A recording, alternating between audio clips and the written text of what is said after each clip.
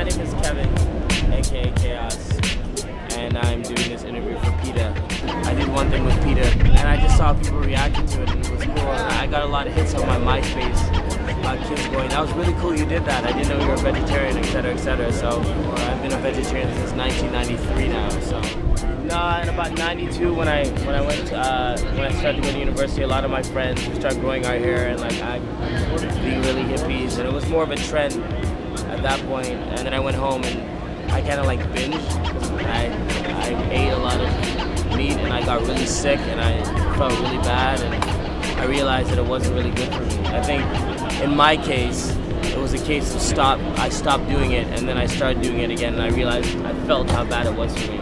So that was a real feeling for me. It wasn't, but it definitely started with me kind of just hanging out with other people who were doing it and doing it more on a trendy level. I think that's something to acknowledge too, because things are trends. And, if you're doing this for a trend, that's cool, but sooner or later it's going to catch up with you, and you have to do it for the right reasons. You don't know what happens to the things that you eat. You might go to a grocery store and you get a package, but how did that end up being at your house?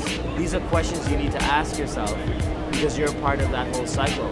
On your level, and what PETA does, you guys are like a movement. You're like hip-hop. You're like a group of people who've come together and you're making a movement towards it. I think every single person needs to look at their individual life. That's what I did. And then when I stopped eating meat, about 2 years later, my mom, I was walking by her room and she's like, "When you were 5 years old, you ate chicken and you asked me, how come we're eating birds, Mom?" People all know. It's just whether you make people conscious of it, and you keep appealing to people's humanity. That has to be acknowledged for sure, but because people are being cruel to animals. People look at certain animals like dogs that live in their house or whatever, and they feel emotion for them, but you'll be okay with your dog, but you'll be eating, but we have to make these things very clear.